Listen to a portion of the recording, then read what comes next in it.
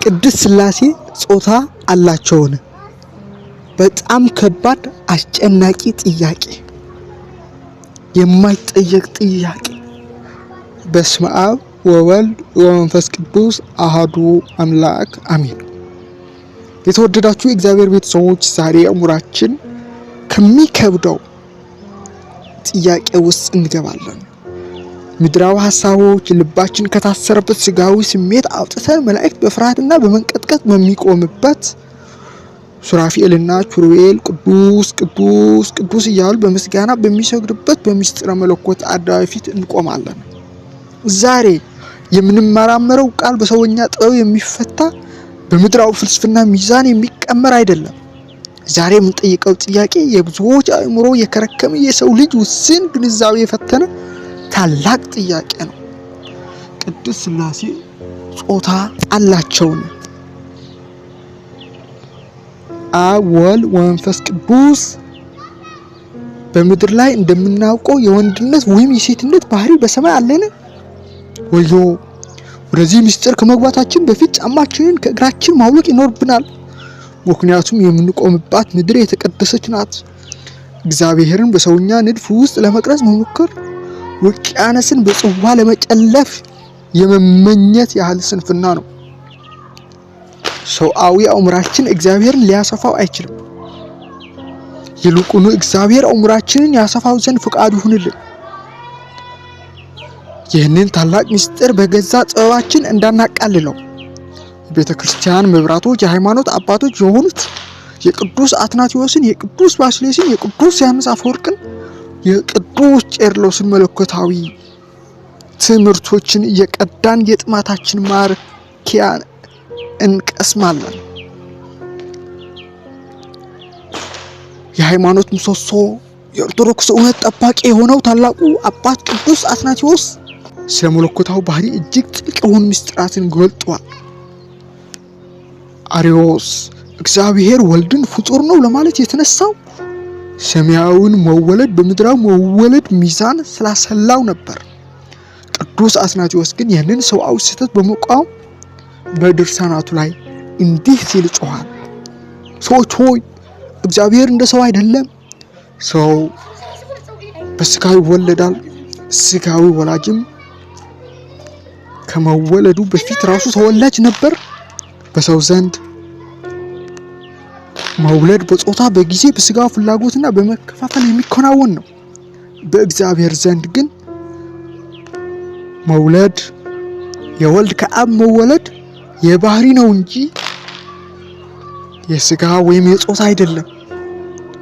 እግዚአብሔር አብ ወልድን ያለ ጾታ ያለ እናት ያለ ድካምና ያለ መከፋፈል በዘላለም ባህሪ ወለደው። ቅዱስ አትናቴዎስ እንደሚያስተምረን በቅድስት ሥላሴ ዘንድ አባትና ልጅ የሚሉት ቃላት ፍጹም ሰማያዊና የባህሪ መገለጫዎች እንጂ እኛ በምድር ላይ እንደምናውቀው የወንድነት ጾታ የሚያመለክቱ አይደለም። በምድር ላይ አባት ከልጁ በእድሜ ይቀድማል። እናትና አባት ተጣምሮ በጾታ ሕግ ልጅን ያስገኛሉ። በሰማይ ግን አብ ወልድን ሲወልደው ያለ ጾታና ያለ እናት ነው። አብ ወልድን በመውለዱ አይቀድመው፣ ወልድም ከአብ በመወለዱ አይበልጠው። ሁለቱም በዘላለም መለኮት እኩል ናቸው። ስለዚህ አብ አባት የተባለው የመለኮት ሁሉ ምንጭና መገኛ ስለሆነ እንጂ የወንድነት አካል ኑሮት አይደለም። ወልድም ልጅ የተባለው ከአብ የባህሪ መገኛነቱ ለመግለጽ እንጂ ምድራዊ ወንድ ልጅ ሆኖ አይደለም።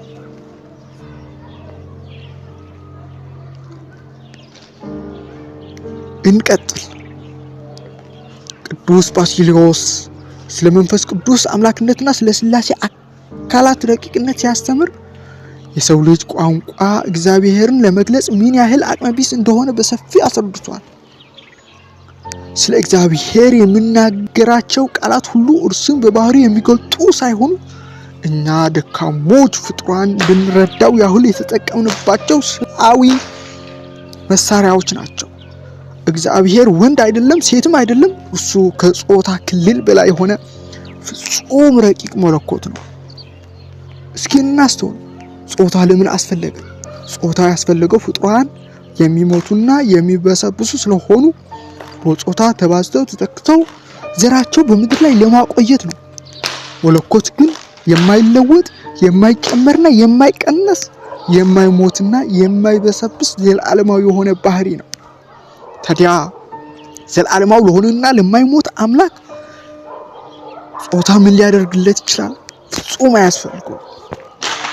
ቅዱስ ባስልዮስ ኦሪት ዘፍጥረትን መሰረት አድርጎ ሲያብራራ እግዚአብሔር ሰውን በመልኩ ፈጠረው፣ በእግዚአብሔር መልክ ፈጠረው፣ ወንድና ሴት አድርጎ ፈጠራቸው የሚለውን ኃይለ ቃል ያነሳል። እዚህ ላይ በእግዚአብሔር መልክ መባላቸው ጾታዎች ወንድም ሴትም በእኩልነት የእግዚአብሔር መልክ ይዘዋል። የእግዚአብሔር መልክ የተባለው የሰው ልጅ የማሰብ፣ የመናገር፣ የነጻነት፣ የቅድስናና የመግዛት ባህሪ የመግዛት ወንድም ሴትም ይህንን መለኮታዊ ክብር እኩል ተካፍለዋል። ይህም ያሳየው ፈጣሪያቸው ከጾታ በላይ የሆነ የጾታዎች ሁሉ ፈጣሪ እንጂ ራሱ ጾታ ያለው አለመሆኑ ነው። በዓለም ዙሪያ በጣፋጭ ስብከቱና በወርቃማ አንደበቱ የሚታወቀው ቅዱስ ዮሐንስ አፈወርቅ ስለ እግዚአብሔር አባትነት በሚናገርበት ጊዜ ቃላቱን በቁሙ ወስደን ወደ ስጋው ትርጉም እንዳንቀይረው አጥብቆ ያስጠነቅቃል። የእግዚአብሔር ቸርነት እንዴት ድንቅ ነው! እርሱ ከኛ ጋር በሚናገርበት ጊዜ እኛ ልንረዳ በምንችለው የሰውኛ ቋንቋ ራሱን ዝቅ ያደርጋል።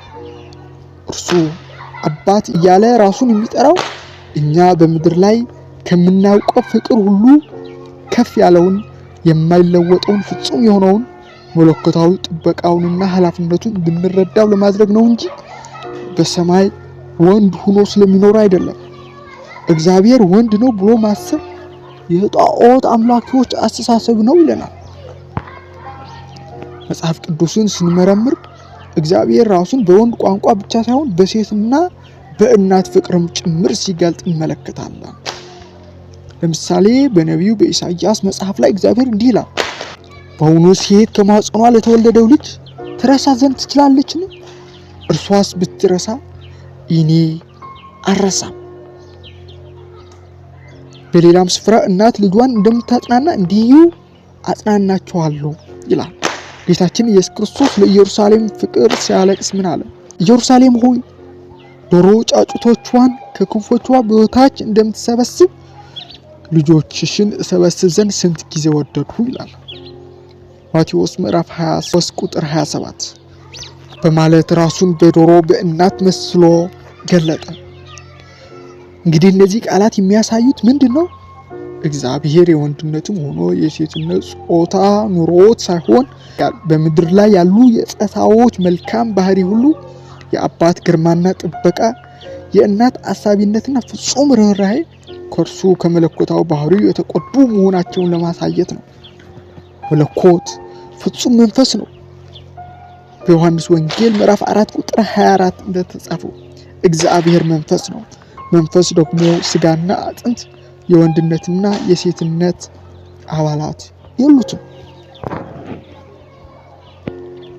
ስለ ቅድስት ሥላሴ አካላት አንድነትና ሶስትነት ሲያስተምር ቅዱስ ቄርሎስም እንዲህ ይላል፣ ሥላሴ በአካል ሶስት ቢሆንም በባህሪ በፍቃድ በስልጣንና በመለኮት አንድ መሆናቸው በጽኑ መሰረት ላይ ያስቀምጣል። በቅድስት ሥላሴ ዘንድ ቅድምና ወይም በዕድሜ መበላለጥ ፈጽሞ የለም። አብ ወልድን ወለደ፣ መንፈስ ቅዱስ ከአብ ሰረጸ ስንል መለኮታዊና ዘላለማዊ በሆነ ሰብአዊ አእምሮ ሊደረስበት በማይቻል ረቂቅ ምስጢር ነው እንጂ በምድራዊ ስርዓት አይደለም። መለኮት ጾታ የለው፣ ምክንያቱም መለኮት ፍጹም አንድ ነውና። አብ ወላጅ ነው፣ ወልድ ተወላጅ ነው፣ መንፈስ ቅዱስ ሰራጺ ነው። ይሄ የሶስትነታቸው የአካላታቸው መለያ እንጂ የጾታ መግለጫ አይደለም። አብ ወንድ ስለሆነ አልወለደም፣ መንፈስ ቅዱስም ሴት ስለሆነች አልሰረጸችም። ይህ አይነቱ አስተሳሰብ መለኮትን ወደ ምድራዊ ከፋይነት የሚያወርድ ስህተትም ክህደት ነው። ሁለተኛው አካል ወልድ በተጸነሰ ጊዜ ዓለምን ሁሉ ለማዳን ከእመቤታችን ከቅድስት ድንግል ማርያም ስጋን ነስቶ ሰው በሆነ ጊዜ በስጋ ወንድ ሆኖ ተወልዷል። ይህም ሰውን ለማዳን ስጋ በመለወሱ የአዳምን አካል በመተካቱ በሰውነቱ የመጣ እንጂ ከመለኮታው ባህሪው የመነጨ አይደለም። ክርስቶስ በስጋ ወንድ ሆኖ ቢገለጥም በመለኮቱ ግን አሁንም ከስጋው ጾታ ነፃ የሆነ ዘላለማዊ አምላክ ነው። እኛ ሰዎች እግዚአብሔር ስናስብ ሁል ጊዜ በወንድ ጾታ እርሱ አባት እያልን የምንጠራው ለምንድን ነው?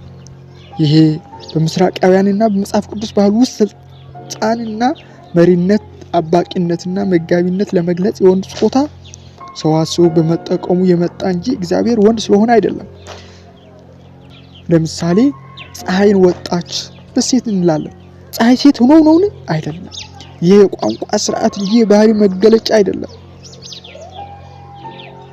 የቅድስት ሥላሴም ነገር እንዲህ ነው። አብ፣ ወልድ፣ መንፈስ ቅዱስ የሚሉ ስሞች የአካላት ስሞች እንጂ የጾታ መገለጫዎች አይደሉም። ቅድስት ሥላሴ ከጾታ በላይ የሆኑ የጾታዎች ሁሉ ፈጣሪ ናቸው። ወንድነትና ሴትነት በምድር ላይ እርስ በርሳቸው እንዲደጋገፉ በፍቅር አንድ እንዲሆኑ የተሰጡ የፍጥረት ውበቶች ናቸው። ይህ በምድር ላይ ያለ ፍቅርና አንድነት ደግሞ የሰማያዊው የቅድስት ሥላሴ አንድነትና ፍቅር ጥላ ምሳሌ ነው።